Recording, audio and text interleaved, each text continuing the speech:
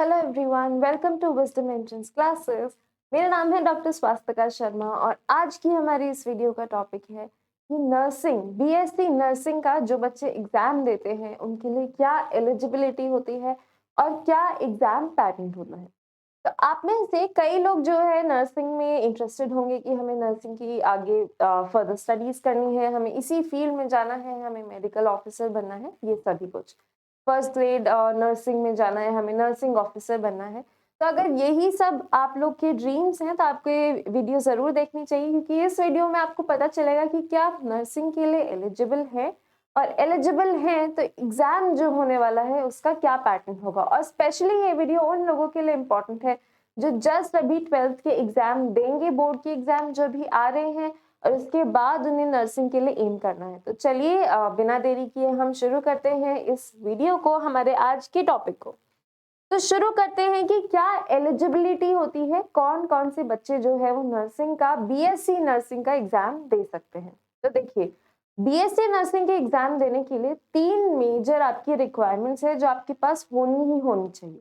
पहला है कि जिस साल में आप फॉर्म भर रहे हैं, जिस साल का आप एग्जाम अटेम्प्ट कर रहे हैं, उस साल आपकी एज 17 या अबव हो। 17 जो है वो लोअर लिमिट है, 17 इयर्स लोअर लिमिट है आपकी एज की, यानी कि 17 साल से छोटे बच्चे जो हैं वो भी नहीं दे सकते हैं नर्सिंग का एग्जाम। 17 या उससे ऊपर के बच्चे दे सकते हैं। ये तो हो गई एज की लोअर लिमिट, यानी कि उम्र की लोअर लिमिट। इससे छोटे बच्चे भी एलिजिबल नहीं है, उन्हें रुकना पड़ेगा।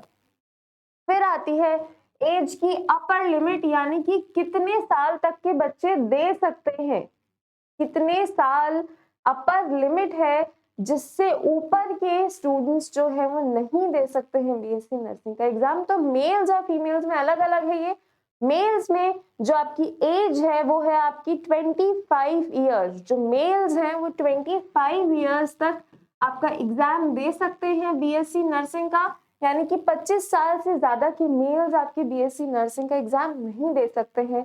फीमेल्स के केस में 2 साल रिलैक्सेशन मिला है फीमेल्स को, यानी कि फीमेल्स जो हैं वो 27 साल तक बीएससी नर्सिंग का एग्जाम दे सकती हैं। उससे बड़ी फीमेल्स बीएससी नर्सिंग का एग्जाम नहीं दे सकती हैं। 17 साल से छोटे बच्चे नहीं दे सकते, 25 साल से बड़े मेल्स नहीं दे सकते और 27 साल से बड़ी फीमेल्स नहीं दे सकती हैं बीएससी नर्सिंग का एग्जाम। तो अगर आप इस एज ग्रुप में हैं तो आप एकदम करेक्ट टाइम पे अप्लाई करेंगे बीएससी नर्सिंग के एग्जाम के लिए और आपको इसकी पढ़ाई शुरू कर देनी चाहिए।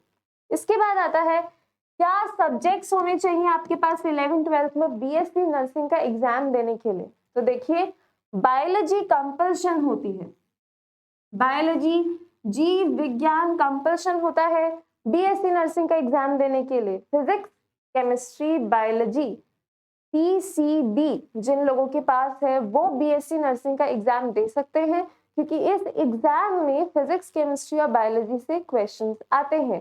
पीसीबी, अब कुछ लोग बोलेंगे मैम हमारे पास पीसीबी के साथ एम भी है। कुछ लोग बड़े इंटेलिजेंट होते हैं, मैथ्स भी लेते हैं बायोलॉजी के साथ। सही है, वो बच्चे भी दे सकते हैं बीएससी नर्सिंग का exam. PCB biology as a basic होना चाहिए आपका, चाहे हिंदी मीडियम हो, चाहे इंग्लिश मीडियम हो, चाहे सीबीएसई बोर्ड हो, चाहे आरबीएसई बोर्ड हो, सब दे सकते हैं बीएससी नर्सिंग राजस्थान का एग्जाम। इसके बाद है आपकी कितनी परसेंटेज चाहिए। तो देखिए बच्चों, आप लोग 12th का बोर्ड का एग्जाम देने जा रहे हैं आगे, तो आपका कुछ टारगेट होता है सभी बच्चों का, कितनी परसेंटेज लानी है, हमें इतनी परसेंटेज लानी है। तो वैसे ही जो बच्चे बीएससी नर्सिंग के लिए ऑप्ट करना चाहते हैं उनको ये जानना जरूरी है कि उन्हें 45 या उससे ऊपर परसेंटेज लानी पड़ेगी बोर्ड्स के एग्जाम में, चाहे सीबीएसई हो चाहे आरबीसी हो, तभी वो बीएससी नर्सिंग का एग्जाम दे सकते हैं। यानी कि बोर्ड की परफॉर्मेंस भी आपकी नर्सिंग के एग्जाम को अफेक्ट कर सकती है। अगर आपके बोर्ड में ही 45% से कम मार्क्स आए हैं तो आप नहीं दे सकते हैं बीएससी नर्सिंग का एग्जाम। इसीलिए बोर्ड की तैयारी अच्छे से कीजिए। ये मत सोचिए कि अभी तो बोर्ड चलने देते हैं कैसा भी, उसके बाद हम नर्सिंग में अच्छा कर लेंगे। नहीं, ऐसा नहीं है, बोर्ड भी जरूरी है। 45% से कम वाले बच्चे बीएससी नर्सिंग नहीं दे सकते हैं, 45% या उससे ऊपर वाले बच्चे ही बीएससी नर्सिंग का एग्जाम दे सकते हैं। ये तो हो गए एलिजिबिलिटी की बात कि हम कौन कौन से बच्चे दे सकते हैं एग्जाम। अब हम आते हैं एग्जाम पैटर्न क्या होता है, यानी कि किस तरीके से एग्जाम का पेपर आता है, कैसे हमें अटेम्प्ट करना होता है, कितने क्वेश्चंस आते हैं उसमें, किस एरिया पे ज्यादा फोकस देना होता है, सब्जेक्ट में से जो पिछला सिलेबस हट गया है क्या वो आता है या नहीं है, तो वो अब हम डिस्कस करते हैं। तो अगला है हमारा कि क्या जो है वो एग्जाम पैटर्न रहता है हमारा। तो अगर एग्जाम पैटर्न की हम बात करें तो एग्जाम पैटर्न जो है वो बिल्कुल आपके ऑब्जेक्टिव होता है या सब्जेक्टिव होता है, तो नीट जैसा ही होता है। एग्जाम पैटर्न सबसे पहले आपका ऑब्जेक्टिव होता है। ऑब्जेक्टिव का क्या मतलब होता है? ऑब्जेक्टिव का मतलब होता है एमसीक्यू आते हैं, मल्टीपल चॉइस क्वेश्चन आते हैं। एमसीक्यू का क्या मतलब होता है? एमसीक्यू का मतलब होता है कि एक क्वेश्चन आएगा, उसके 4 ऑप्शन आएंगे 1 2 3 4 और उनमें से कोई एक ऑप्शन सही होगा। आपको थ्योरी पेपर जैसा पेपर नहीं लिखना होता, जैसे हम बोर्ड्स में लिखते हैं वैसा पेपर नहीं लिखना होता। ऑब्जेक्टिव होता है पेपर, जितने जो क्वेश्चन आता है उसके 4 ऑप्शंस होते हैं, 4 में से एक ऑप्शन हमें सही करना होता है। अच्छा, ये तो नीट जैसी बात हो गई कि ऑब्जेक्टिव आता है, पर एक खास बात इसमें ये है कि इसमें नेगेटिव मार्किंग नहीं है। नेगेटिव मार्किंग का मतलब क्या होता है? जैसे मान लीजिए कि आपने एक क्वेश्चन गलत कर दिया, एक सवाल गलत कर दिया, तो नेगेटिव मार्किंग का मतलब होता है उस सवाल के मार्क्स तो कटेंगे। मान लीजिए 4 नंबर का सवाल है, वो आपने गलत कर दिया तो 4 नंबर तो कटेंगे ही, उसके साथ एक और मार्क कट जाएगा, -1 मार्क आ जाएंगे। पर अच्छी बात यह है बीएससी नर्सिंग का जो एंट्रेंस एग्जाम होता है उसमें कोई भी नेगेटिव मार्किंग नहीं होती, यानी कि आपको सारे क्वेश्चंस अटेम्प्ट करके आने चाहिए, एक भी क्वेश्चन नहीं छोड़ना चाहिए, ताकि नेगेटिव मार्किंग नहीं है तो हो सकता है कई बार हमारा तुक्का भी सही हो जाए। नो नेगेटिव मार्किंग, गलत क्वेश्चन का कोई एक्स्ट्रा मार्क्स नहीं कटेगा। ये नीट में और बीएससी नर्सिंग के एंट्रेंस एग्जाम में फर्क होता है, कोई भी नेगेटिव मार्किंग नहीं है। इसके बाद आते हैं सवाल कौन कौन से सब्जेक्ट से आते हैं। सवाल कौन कौन से विषय से, कौन कौन से सब्जेक्ट से आते हैं हमारे। तो सब्जेक्ट की अगर बात करें तो सवाल आते हैं कुल मिला के 100 सवाल आते हैं आपके, 100 क्वेश्चंस आते हैं। 100 में से क्वेश्चंस आते हैं आपके फिजिक्स से, केमिस्ट्री से और बायोलॉजी से। अलग अलग डिस्ट्रीब्यूशन होता है, अलग अलग सब्जेक्ट से अलग अलग नंबर के सवाल आते हैं। जैसे फिजिक्स, केमिस्ट्री और बायोलॉजी में फिजिक्स से 33 क्वेश्चन आते हैं, केमिस्ट्री से 33 क्वेश्चन आते हैं और बायोलॉजी से एक सवाल ज्यादा आता है, 34 सवाल आते हैं बायोलॉजी से। इन टोटल कितने हुए? 100 सवाल। 100 सवाल और 100 ही नंबर का क्वेश्चन पेपर होता है, यानी कि हर एक सवाल होता है 1 नंबर का। तो आपके बीएससी नर्सिंग का जो एंट्रेंस एग्जाम होता है वो 100 नंबर का होता है। 100 सवाल आते हैं, 33 सवाल फिजिक्स से, 33 सवाल केमिस्ट्री से और 34 सवाल आते हैं आपके बायोलॉजी से। अब आप पूछेंगे कि मैम कोविड में जो है वो काफी सारा सिलेबस हट गया था, हमारा जो बुक है आपकी 11th और 12th की, वो काफी सारा सवाल जो काफी सारा पोर्शन था वो हट गया था आपका, 30% कम हो गया था क्योंकि कोविड में हमने ऑनलाइन स्टडीज की थी। तो ये जानना बहुत जरूरी है कि जो बीएससी नर्सिंग का एंट्रेंस एग्जाम होता है उसमें 100% कोर्स आता है, उसमें 100% कोर्स आता है। जो चैप्टर्स हट गए थे, जो चैप्टर्स आपको स्कूल में नहीं पढ़ाए थे, वो चैप्टर्स भी आते हैं। जैसे कि अब क्या जो है 11th से डाइजेशन हट गया था, वो भी आता है।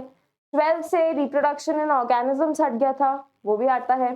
सभी चैप्टर्स जो हट गए थे, इकोलॉजी के कुछ चैप्टर्स वो भी आते हैं, यानी कि आपको बोर्ड देने के बाद जो समय बचेगा, जो टाइम मिलेगा, उसमें वो चैप्टर्स भी पढ़ने हैं जो डिलीट हो गए थे, क्योंकि वो चैप्टर्स भी आते हैं। 100% सिलेबस आता है, जो चैप्टर्स हट गए थे वो भी आते हैं, जो चैप्टर्स स्कूल में पढ़ाए हैं वो भी आते हैं। छोड़ना नहीं है उन चैप्टर्स को जो स्कूल में नहीं पढ़ाया गया है, क्योंकि वो आते हैं। अब आप बोलेंगे कि बुक कौन सी पढ़नी चाहिए हमें, कौन सी बुक रेफर करें। कुछ बच्चे हिंदी मीडियम के होंगे, कुछ बच्चे इंग्लिश मीडियम के होंगे, कुछ बच्चे सीबीएसई बोर्ड के होंगे, कुछ बच्चे आरबीएसई बोर्ड के होंगे। तो हमें कौन सी बुक जो है रेफर करनी है, एनसीईआरटी बुक रेफर करें या सीबीएसई या आरबीएसई ने कोई करिकुलम चलाया है उसकी बुक रेफर करें। तो आपको जानना है कि आपको बुक रेफर करनी है एनसीईआरटी। एनसीईआरटी एक ऐसी बुक है जो तीनों सब्जेक्ट में होती है, फिजिक्स, केमिस्ट्री और बायोलॉजी। ये किताब पूरे हिंदुस्तान में जहां जहां सीबीएसई बोर्ड है वहां वहां एक जैसी है, और आरबीएसई वालों को भी कोशिश करनी चाहिए कि वो एनसीईआरटी ही पढ़ें। एनसीईआरटी एक ऐसी बुक है जो ओवरऑल इंडिया पूरे भारत में एक जैसी है, पूरा सिलेबस एक जैसा है। तो एनसीईआरटी बुक रेफर करने की कोशिश कीजिए। ये बुक हिंदी में भी आती है और यही बुक आपकी इंग्लिश में भी आती है। इंग्लिश और हिंदी दोनों भाषाओं में आती है। तो इसीलिए जो बच्चे हिंदी मीडियम से हैं उनको परेशानी नहीं आएगी, क्योंकि हिंदी में भी आपकी एनसीईआरटी आती है। और जो बच्चे इंग्लिश मीडियम से हैं उनको भी परेशानी नहीं होनी चाहिए, क्योंकि ये बुक इंग्लिश में भी आती है। एनसीईआरटी की हर एक लाइन इंपॉर्टेंट होती है। इस पे मैंने डिटेल में वीडियो बनाया था आपकी पिछली बार की बायोलॉजी का क्या सिलेबस है आपके एनसीईआरटी से, दोनों 11th और 12th के बारे में बताया था। हालांकि जो आपका अपडेटेड सिलेबस है राजस्थान में बीएससी नर्सिंग के एंट्रेंस के लिए, वो कहता है कि सिर्फ 12th से क्वेश्चंस आते हैं। जो राजस्थान में बीएससी नर्सिंग एंट्रेंस है उसमें 11th से सवाल नहीं आते हैं। हालांकि बातें चल रही है कि 11th और 12th दोनों से सवाल आया करेंगे, पर अभी तक सिर्फ 12th से सवाल आते हैं। यानी कि बायोलॉजी की बात करें तो बायोलॉजी जीव विज्ञान जो है 11th की जरूरी नहीं है आपकी बीएससी नर्सिंग में इतनी जितनी की 12th की। 12th के जितने भी चैप्टर्स हैं उन सभी से कई सारे सवाल आते हैं आपके, और 12th की ही जीव विज्ञान बायोलॉजी को आप फोकस कीजिए, उससे ही ज्यादा से ज्यादा सवाल आते हैं। ठीक है, सभी टॉपिक्स आते हैं, कोई भी डिलीट हुआ हुआ टॉपिक है वो भी आएगा, सभी को पढ़ना है। हिंदी और इंग्लिश दोनों में छपती है एनसीईआरटी, और हिंदी और इंग्लिश दोनों में ही आता है क्वेश्चन पेपर। आपके जो सवाल आएंगे बीएससी नर्सिंग एंट्रेंस के वो भी हिंदी और इंग्लिश दोनों में ही आएंगे। ऐसा नहीं है कि इंग्लिश में पेपर छपा होगा या हिंदी में पेपर छपा होगा, दोनों में छपता है। अच्छा, अब अगली बात जो जानने की जरूरी है वो ये है कि हमारा जो पेपर है वो ऑनलाइन होगा या ऑफलाइन होगा। ऑनलाइन यानी कि कंप्यूटर पे होगा या ऑफलाइन पेन पेपर से होगा। तो पहले ये पेपर जो है ऑनलाइन हुआ करता था, पर अब ये पेपर ऑफलाइन होता है, यानी कि पेन पेपर से होता है आपका ये जो एग्जाम होता है बीएससी नर्सिंग का, जिसके फॉर्म जो है वो अगस्त के महीने में भरे जाते हैं। यूजुअली अगस्त के महीने में भरे जाते हैं, हो सकता है किसी और महीने में भरे जाए, तो वो अपडेट हम आपको देते रहेंगे। यूजुअली अगस्त के महीने में फॉर्म भरे जाते हैं और अक्टूबर के महीने में पेपर हो जाता है आपका। 2022-23 का जो सेशन था उसमें भी ऐसा ही हुआ था, अगस्त के महीने में फॉर्म भरे गए थे, अगस्त से सितंबर के बीच में। तो ये पेपर ऑफलाइन होता है, पेन पेपर से होता है। और पेन पेपर वो गणित या कॉपी वाला पेपर नहीं होता है, एक शीट होती है स्पेशली, जिसे कहते हैं ओएमआर शीट। ओएमआर शीट होती है, आपने एक शीट देखी होगी जिसमें जो है क्वेश्चन नंबर लिखा हुआ होता है, उसके आगे 4 गोले होते हैं और आपको 4 में से वो गोला भरना होता है जो आंसर सही है। तो ये होती है ओएमआर शीट।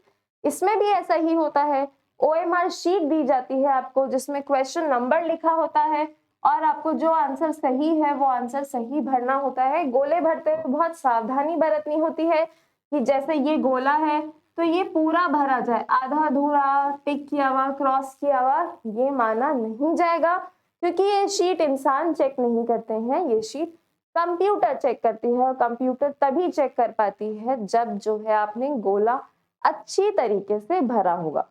तो ये थी आप लोग की कुछ चीजें, कुछ एलिजिबिलिटी के पॉइंट्स और कुछ एंट्रेंस एग्जाम के पेपर के पॉइंट्स जो आपके काम में आ सकते हैं। अब इसके बाद क्या क्या डॉक्यूमेंट्स चाहिए होंगे आप लोग को ये पेपर का फॉर्म फिल करने के लिए? तो डॉक्यूमेंट्स में फॉर्म फिल करने के लिए बहुत आसान है। आपको क्या क्या चाहिए होगा? आपकी 10th की मार्कशीट, 10th की ओरिजिनल मार्कशीट चाहिएगी, फोटो स्टेट नहीं चाहिए होगी। कुछ बच्चे होते हैं जो 12th पास करके किसी और कॉलेज में भर्ती हो जाते हैं, फिर उनको बाद में जो है इंटरेस्ट आता है कि बीएससी नर्सिंग करना है, तो आपको 10th और 12th की ओरिजिनल मार्कशीट चाहिए होगी। 10th और 12th की ओरिजिनल मार्कशीट चाहिए होगी, फोटोकॉपी मार्कशीट नहीं चलेगी। 10th और 12th की ओरिजिनल मार्कशीट और एक पासपोर्ट साइज फोटो, बस ये चाहिए आपको आपका फॉर्म भरने के लिए। फॉर्म भरने के बाद जब आपका सिलेक्शन हो जाता है पेपर में, तो उसके बाद और भी कई डॉक्यूमेंट्स चाहिए होते हैं, जैसे आपका जाति प्रमाण पत्र, जन्म प्रमाण पत्र, ये सब। पर फॉर्म भरने के लिए सिर्फ ये 3 चीजें चाहिए होती है, 10th और 12th की ओरिजिनल मार्कशीट और आपकी पासपोर्ट साइज फोटो। अब देखिए, कॉलेजेस में भी कई हैं, प्राइवेट कॉलेज भी है, गवर्नमेंट कॉलेज भी है। ऐसा नहीं है कि आप बिना एग्जाम दिए किसी प्राइवेट कॉलेज में नहीं जा सकते, बिल्कुल जा सकते हैं, पर उसकी फीस बहुत ज्यादा होती है। इसीलिए अगर आपको लगता है कि आप ये कर सकते हैं, तो ये एग्जाम दीजिए और फिर उसके बाद किसी गवर्नमेंट या प्राइवेट कॉलेज में जाइए। कोशिश कीजिए गवर्नमेंट कॉलेज में जाएं, उसकी फीस बहुत कम होती है और ऑफ कोर्स जो क्वालिटी होती है एजुकेशन की, जो क्वालिटी होती है वहाँ पे जो पढ़ाया जाता है, जो काम सिखाया जाता है, वो अलग ही होती है। तो मुझे उम्मीद है इस वीडियो के एंड में आप में से कई सारे जो है वो ये एम करेंगे कि बीएससी नर्सिंग एंट्रेंस एग्जाम हमें जो है वो क्लियर करना है और आगे नर्सिंग ऑफिसर ही बनना है। तो इसी के साथ हम वीडियो खत्म करते हैं। Thank you everyone. हमारे चैनल को लाइक, शेयर और सब्सक्राइब जरूर कीजिएगा।